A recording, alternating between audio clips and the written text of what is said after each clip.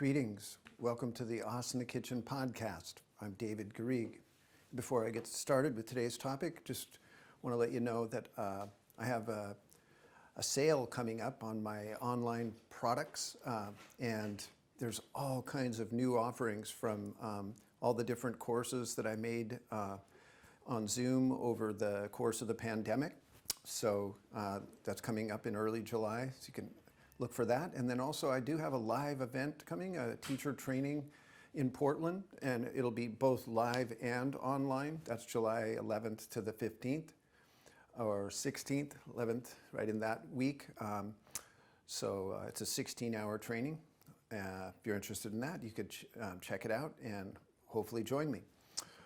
Okay, so somebody wrote me and asked me, I thought it was cool, they wrote on YouTube and said that they thought I was qualified to answer the question about the connection between fitness on one hand and yoga on another. And then that person said they thought they were, I don't know, subsidiaries of each other. And so I'm going to speak on that. And I have several points that I want to make with you. And I do appreciate that the person thought I was qualified. And I'm happy that comes through in my YouTube channel, in that how much I love movement, and I have since I was a boy. I grew up doing all sports, and especially skateboarding, and but all, and just really loving using my body. But at the same time, I discovered yoga as a youngster, like 16 years old, and it was a very mystical discovery for me. But it was combined with the physical, because I learned Surya Namaskara, doing those sun salutations outside on the beach, and so it was this physical thing. But what impressed me about it, well, I guess it was a combination. It was the physical part of it that kind of naturally hooked me into it, combined with this this other experience that I had that was, I don't know what you could call yoga. And so for starters, though, that idea of, it's a kind of controversial subject, you could say, that because I feel like there's certainly some yoga people that get very up in arms about when yoga seems too physical, or you hear things like, oh, it's all about the postures and that's not yoga, or things like that, and somehow that yoga is a matter of spirit, right? It's a consciousness, and in a way, it's a leaving behind of the body and the ego and the attachment that we can build to the physical, to our physical self, but also the physical world, as a kind of, especially if you really get into it, it can be vanity, right? It can be you're trying to look good and get very attached to your body.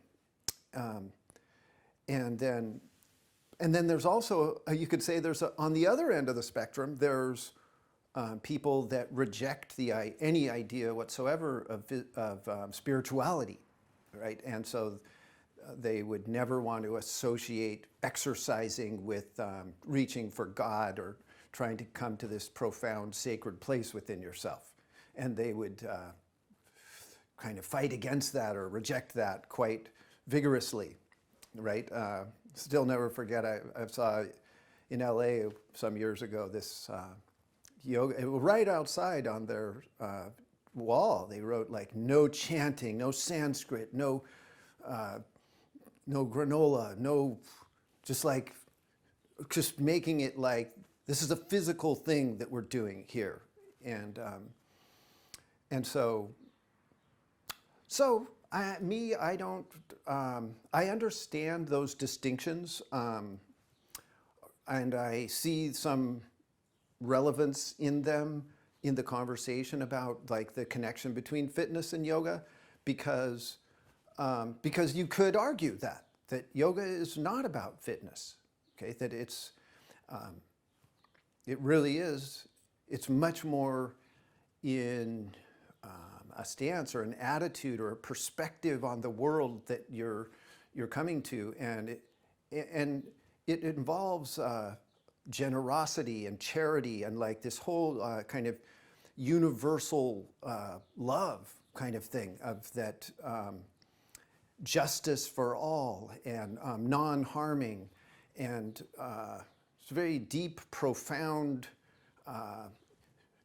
mental perspective to come from that you back up with your actions. And so exercising or doing something physical like postures or something is not necessary for yoga, right? And ultimately, and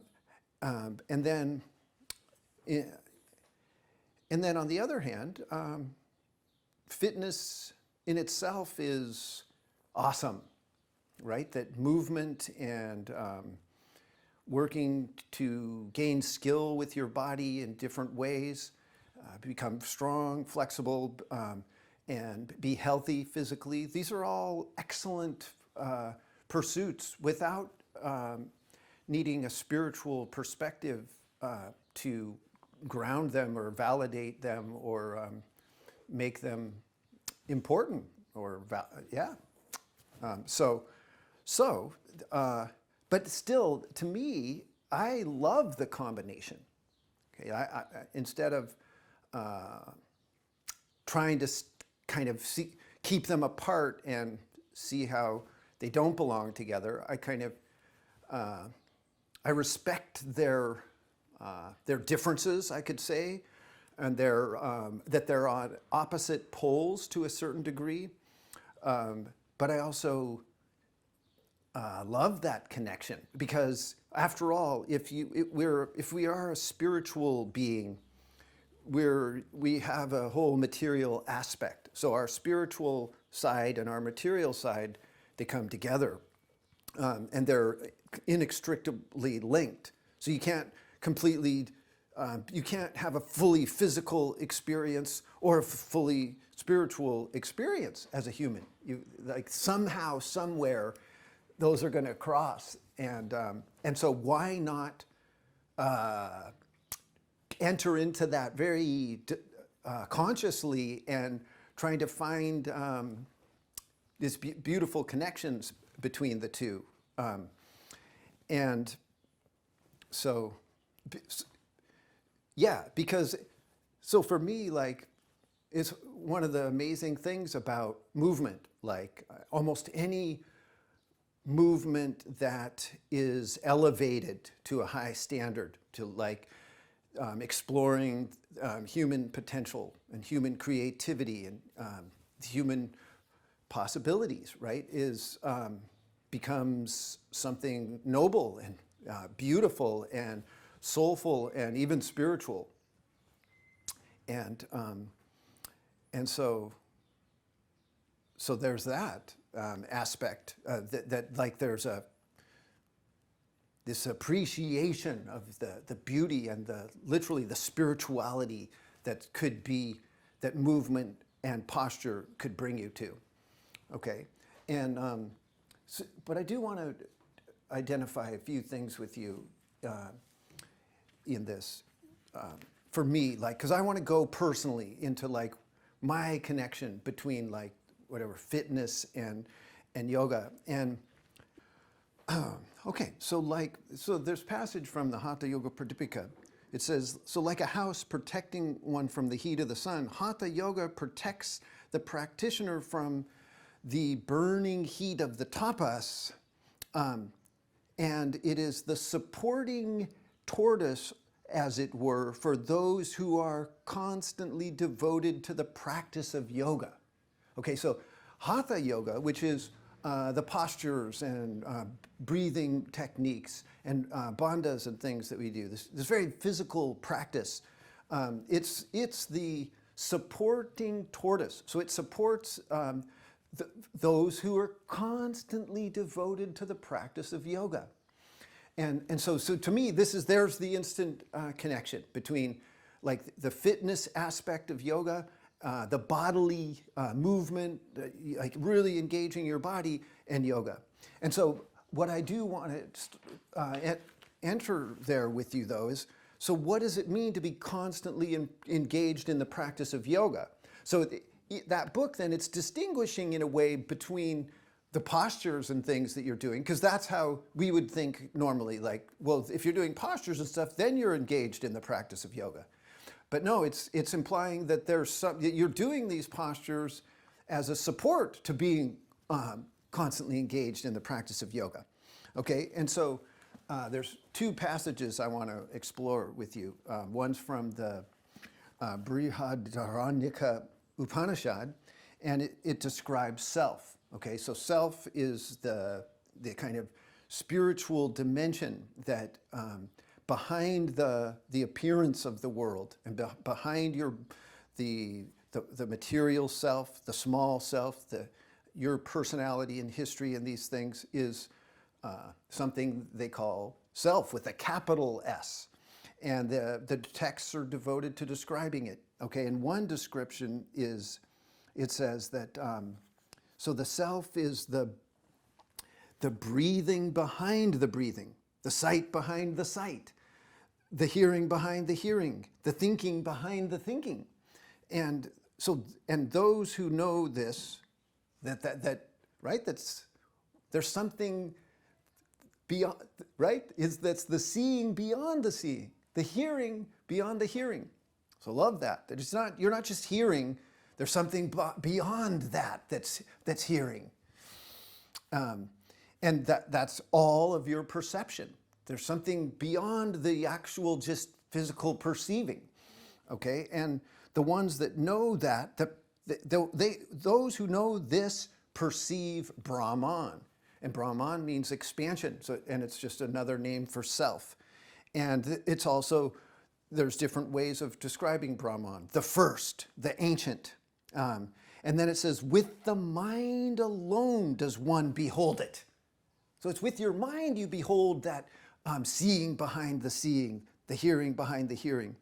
And so there is nothing diverse at all. Okay? So nothing diverse. There's a kind of a unity, a whole unified field beyond all the diversity that we see here in the physical plane. And so it says that, so listen to that again. So with the mind we must behold it. There is here nothing diverse at all. And then it says, from death to death, one goes who sees any kind of diversity, right? So it's like you're lost in ignorance if you just see this material world as the whole thing, all right? And then it says, just singular, one must behold it. It's immeasurable and immovable. Okay, so this is characteristics of that large self. It's immeasurable, whereas everything material, you can measure it. It's like, I'm 5'11", and this wall is 10 foot across. Okay, so this self, though, that's in this hidden dimension is immeasurable and immovable. Okay, so all this is moving, constantly changing. But the background that yoga is trying to get, to help you perceive by its practice is immovable. Okay, and then the self is spotless and beyond space, unborn, immense, unmovable. And by knowing that very one, a wise yogi should obtain insight for themselves. And then finally it goes off and says, let the yogi not ponder over a lot of words. It just tires the voice, right? So all this talking about self, it just tires the voice. Okay, and then from the Yoga Vasishta, and this gets at it. I love this because it teaches you Like, so what is this? So if Hatha Yoga is the support for those constantly engaged in the practice of yoga, and this addresses that. So it says, and this is from the Yoga Vashishta, which is a text where Vashishta is a great guru, and he's instructing Ram, who's God in human form, as a boy at that time, and he's teaching him about spiritual principles. So Vashishta says, I shall now declare for you the internal worship of the self, which is the greatest among all purifiers and which destroys all darkness completely. So he's declaring for you the internal worship of the self. So what is that worship of the self, the internal worship of the self? And he says,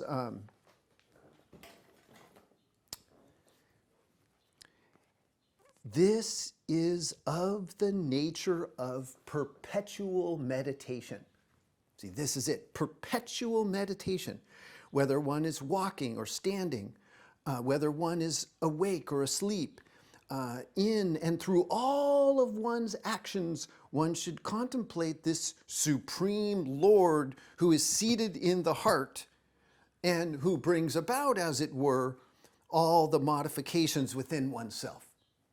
Okay, so all of these stirrings, all these memories and wantings and fears and the whole kind of reality that we're spinning out. This is this self behind brings about all this. Okay, and so this is what is going on when you practice yoga. It's a perpetual meditation through everything you do all day long. Okay, and this is why the Hatha Yoga is such a great support, because the idea, and the prototypical yogi who withdraws and goes off into the mountain cave and meditates, just sits and kind of literally perpetually meditates upon the self.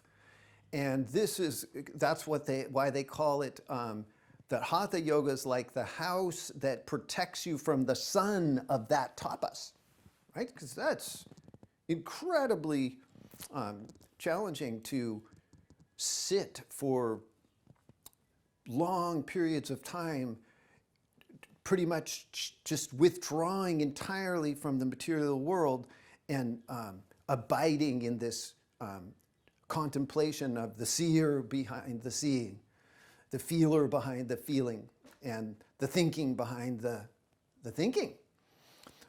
Okay, and so then this is, see, and here's the connection. This is something I really want to impress upon you, because this actually informs my my entry into actual fitness. Okay, so because to me there's a big difference between like Pilates or calisthenics or weightlifting at the gym or running or any of these things and Hatha Yoga.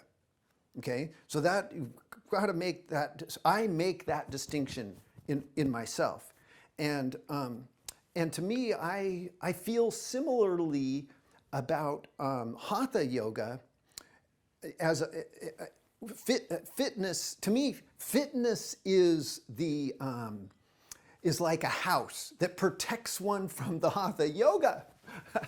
Fitness is the supporting tortoise for those that are engaged in the practice of Hatha Yoga.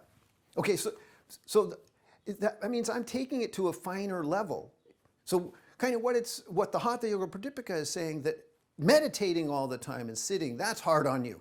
And so you do these postures partly to come at it from different angles and to refresh your body and withstand the challenge of it all.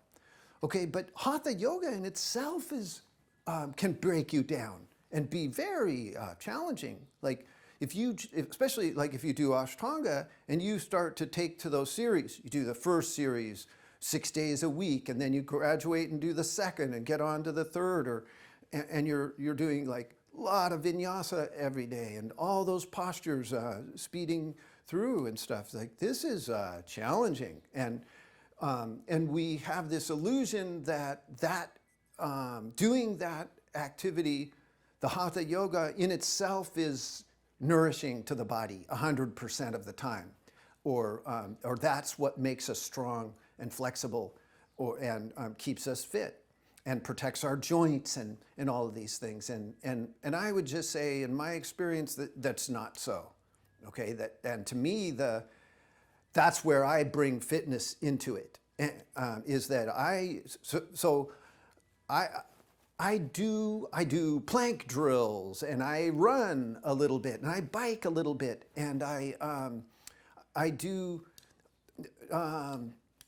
push-ups and different very explicit physical fitness things, calisthenics, and use a basso ball, and the small weights and different things. And I found that those things are excellent supplements to my Hatha Yoga practice. And it really, I do come at it from that angle, like I'm sharing that with you, that it's fitness feeds my Hatha Yoga, and my Hatha Yoga feeds my practice of yoga. And it's to a certain degree, it is a hierarchy, right? That fitness to me it's important insofar as it helps me do my yoga. And then my yoga practice is important insofar as it helps me like really contemplate, remain in that perpetual meditation. So one thing I want to point out to you, which is amazing, because I would say between fitness, you could say, like, especially in its highest forms, whatever that may be, like physical movement, physical games, physical excellence, so there's that, and then there's excellence in Hatha Yoga. And so there's supreme mastery of the postures themselves, and that to me is very different than fitness.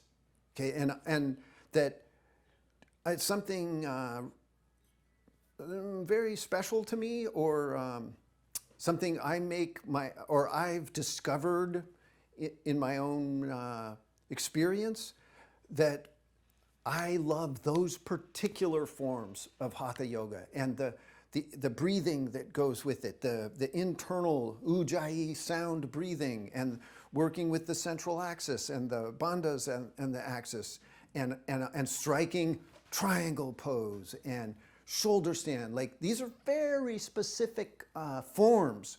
The whole Hall of Fame members of these postures that we do, that it's its own whole world, its whole art form, and its whole place to discover excellence and the high pinnacles of human potential. Okay, and then there's also yoga itself, and what I said before, which is that so yoga is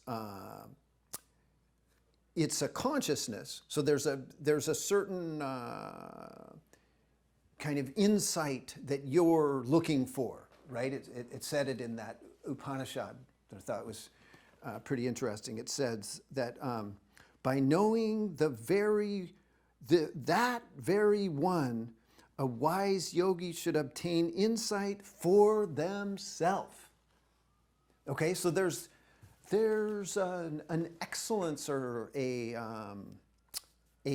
depth, a knowledge that you're trying to get through yoga. But even more important than that insight is then the behavior or your stance in the world that comes from that, which is based on those ethical principles of yoga, the yamas and the niyamas, which are like ahimsa and honesty and generosity and non-possessiveness. So you right? So the way that you manifest greatness or skill in yoga is through your, in a way, your impact on the world. Like, what's your effect out there? How generous are you? How loving? How little negative footprint do you leave as you walk through the world? And so these are very important to yoga. Okay, but I want to point this out to you that's so cool about the Bhagavad Gita. It's such a beautiful text, which is it really spells this out. And so I'm gonna look at this, and I kind of sometimes break the sections into little groupings. And this grouping that's here, I call it the unique style of prayer. Okay, and so in this book, the Bhagavad Gita, this is Krishna, who is God in human form, talking to Arjuna in the moment before battle and urging him to action. And Arjuna's representing like you and me, so a human yogi that's striving in life to try to be the best person we can be. And so Krishna's giving advice, especially on action, and action is very relevant to the subject of kind of fitness, Hatha Yoga, and seated meditation, because Hatha Yoga is more active. There's more action involved than just this perpetual contemplation. And then in some ways you could say that when you get into fitness, that's even more action or more movement-based than Hatha Yoga. And so this book is relevant to anyone who uses action in their spiritual path. So basically he starts off on a menu. He says some people of yoga pray to the gods and make this their worship. Some offer worship by worship itself in the form of God. And he goes through this whole list of some offer wealth or austerities and their practice of yoga. Others, ascetics, offer their studies of the scriptures and wisdom itself. And others, intent on control of their vital forces, offer their in-breath into their in-breath, or their out-breath into their out-breath. And others, while fasting, offer, I'm sorry, that was at the beginning of that. So others, while fasting, offer the in-breath into their in-breath. And here's what he comes to. All these understand worship. Okay, and by worship they are cleansed of sin. Okay, and so partaking of the essence of worship, forever they are freed of themselves. But non-worshipers cannot be happy in this world or any other. Okay, so this is something that really differentiates the yoga. And so for one, it does this interesting kind of contradiction. It opens it up. It says there's so many different ways to worship, but it must be worship. You must associate whatever you are doing as an offering to that spiritual dimension that this whole thing is based on. Okay, and it might be that you do Pilates, or you run in the mountains, or you're a swimmer, or you're a gardener, or who knows what your offering is going to be, but it is in your mind this perpetual meditation on self, somehow or another. And you see, to me, this is why I don't like to enter into those arguments about, well, that physical things can't be yoga or this kind of thing, because it's like, who is anyone to say to anyone else what their worship is? And Krishna goes out of his way to say it. And this is something so beautiful about this text, There's not only one way out there, not a Christian way, not a Muslim way, not a Hindu way, right? Not a yoga way. And he says it. Thus, many forms of worship may lead to freedom, Arjuna. And then he says, all these are born of action. So when you know this, then you will be free. All right, and so this is big. This is really big. And then he spends the last part of this section going into this idea about wisdom. Okay, so he says, but better than any ritual. Okay, so getting on your mat or lighting incense or chanting or whatever ritual you're going to create, or even like sweating through a 2-hour plank session. And better than any ritual is worship achieved through wisdom. So wisdom is the final goal of every action. Wisdom. Okay, and this is so this is so interesting that no matter what we're engaged in, that we're trying to learn from our actions. We're trying to grow and go to a deep place within ourselves so that when we act, there's weight behind our action, that the desirable outcomes happen, and our generosity shines through, and our creativity, and our ability to problem solve and handle things in a sensible, right, virtuous way. Okay, and so yeah, and it says nothing in this world can purify as powerfully as wisdom practiced in yoga. And then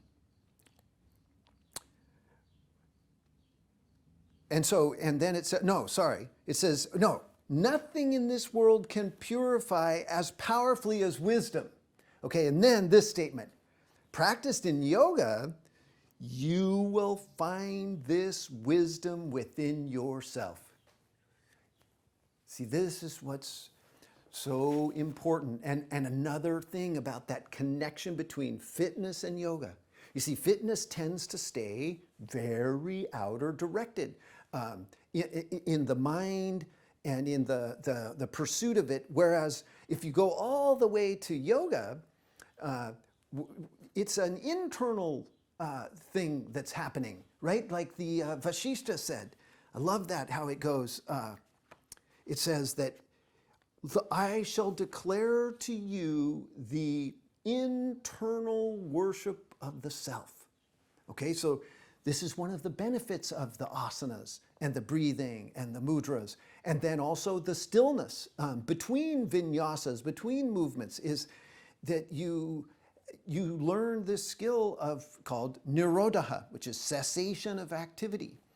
Okay, and this is something you can say very unique to yoga and very foreign to fitness, to any of those physical things, because they have such external goals, like games that you win or shoot the ball through the basket or hit the ball, or and then even Pilates, the different muscles you're trying to engage or tone or create length and these things. I love that practiced in yoga, you'll find this wisdom that you're looking for within yourself. Okay, so I have a few final thoughts about this theme. To me, all physicality, so everything that has to do with movement in the body and posture, it's my very first asana principle that I call the single position. So it means it's all based on standing, these single line, and organizing the body well along that single line, and so that and all the postures are coming from that single posture, and so your mentality in approaching all the poses is to keep relating them back to this original position and drawing on your knowledge of this single position, and then also seeing the similarities. So at first, the poses can all seem so different, right? That there's all these back bends and forward bends and seated postures and all these different things. But the diversity in one sense is an illusion. Okay, so it's really just all one posture you're repeating again and again. And so you're paying attention to your pelvis, torso, head positioning continually, and seeing how much like samastitihi you can make every pose, or how little you have to go away from samastitihi to express that form.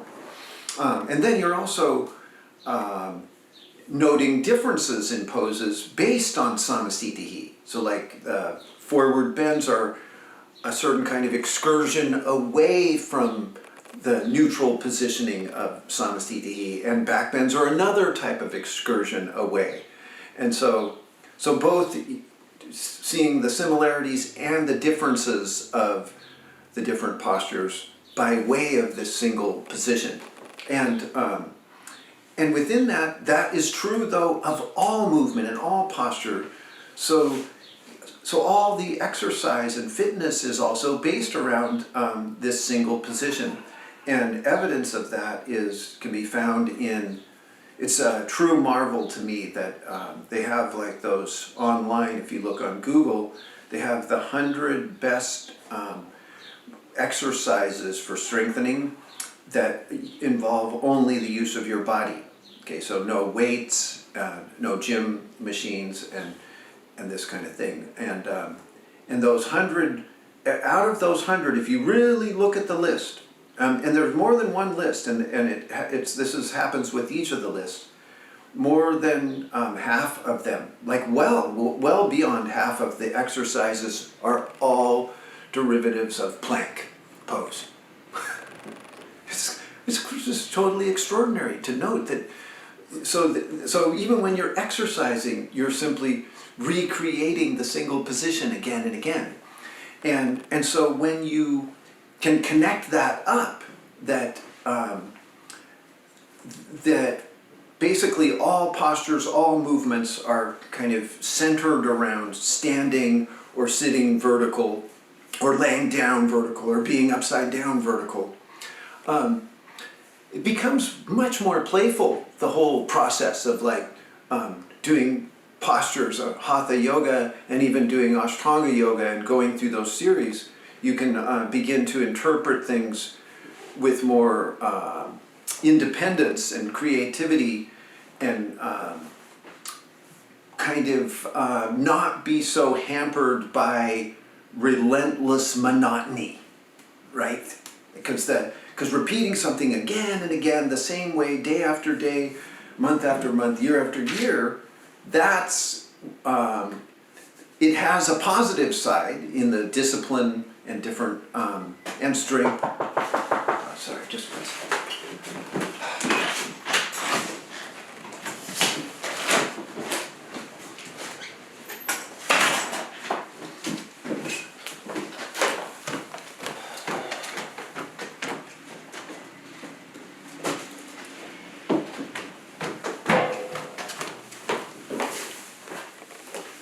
It has its positive side in the regularity, the consistency, and then even skill that comes from repetition. But it also can break you down. That repetitive stress and strains are really can be a source of injury and kind of even chronic states, wearing down joints or weakening muscles rather than strengthening them and stuff. Okay, and so this is where I'm always looking for the positive interface of things, and I will bring in different disciplines or other supplemental things to enhance my main work or my main world, which is Ashtanga Yoga and Hatha Yoga. Okay, and then this that whole idea of this single position, though, what's amazing about it is it goes right to the heart of yoga too. So that it's not just a relationship between fitness and yoga postures. It's this beautiful connection to the consciousness that you're trying to come to through yoga. And I read this earlier, but it's quite amazing, that statement where it says, so it's in this Brihadaranyaka Upanishad where it was saying, like, it's this self that we seek and that we are working to identify with is the breathing behind the breathing, the sight behind the sight, and the thinking behind the thinking, right? And then later in that passage, it says,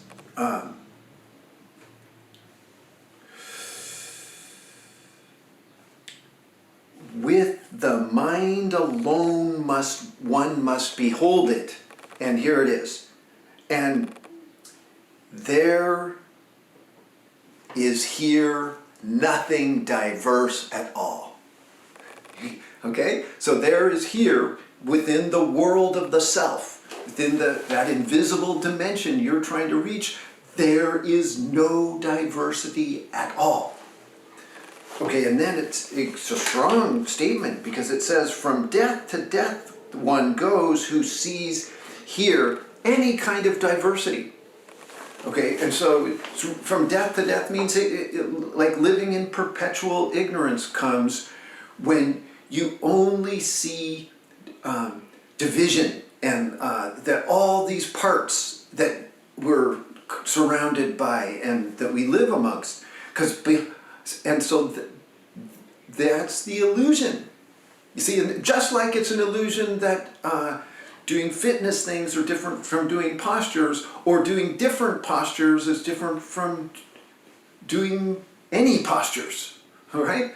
There's no difference there, really, at the heart of it.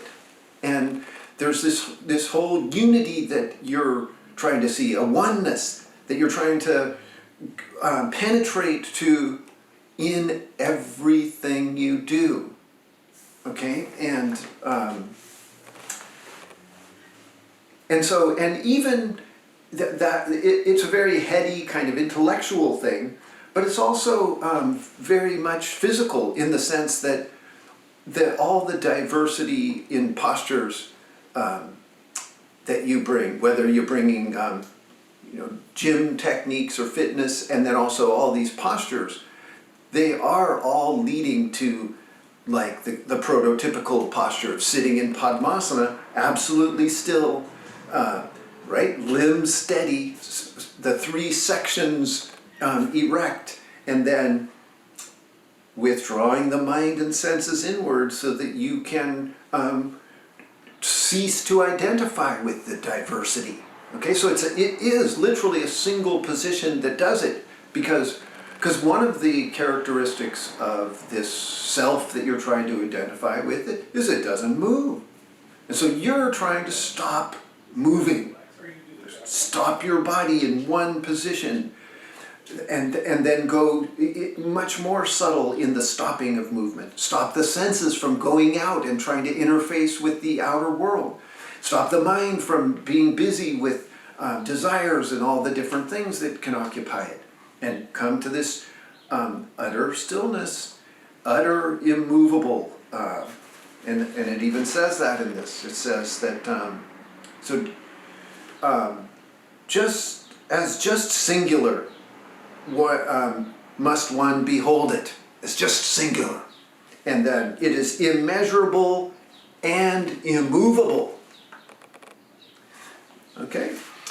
So, and lastly, I just wanted to show you this, that this is backing up this photograph that I have here. Is, on one side, you see the average person with their kind of different slouching postures and pelvis out of positions, shoulders out of position, head out of positions.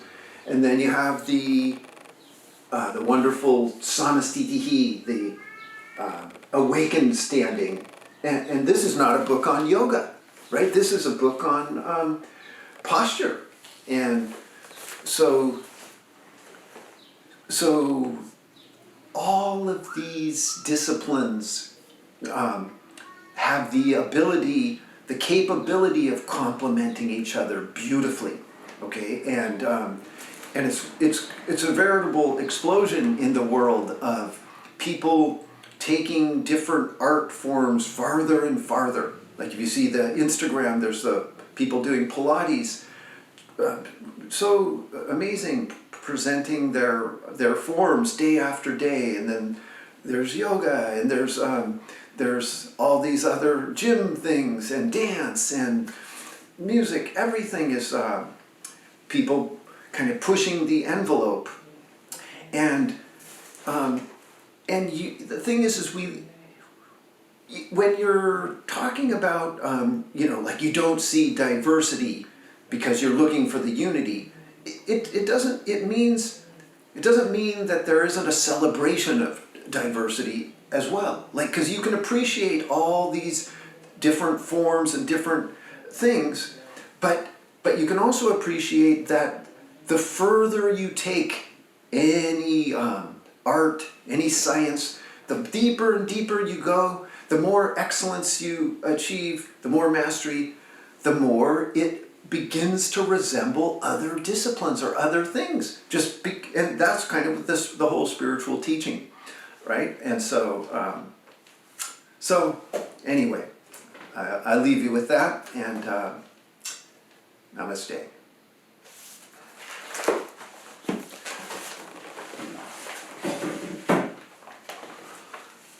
It's a kind of unified thing behind it all.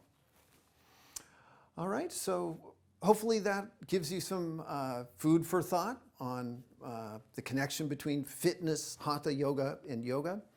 And remember, I have a good, amazing sale coming up at the beginning of July featuring a plethora of new courses that I hope you'll find very, very insightful and boost your practice. And then also I have this live teacher training that I'm doing in Portland, July 11th through the 16th, or 15th, sorry, 11th through the 15th. And it's a 16 hours. And it's on Zoom as well. So you can do it live or do it live on Zoom or with the recordings afterwards. And so all the best. Namaste.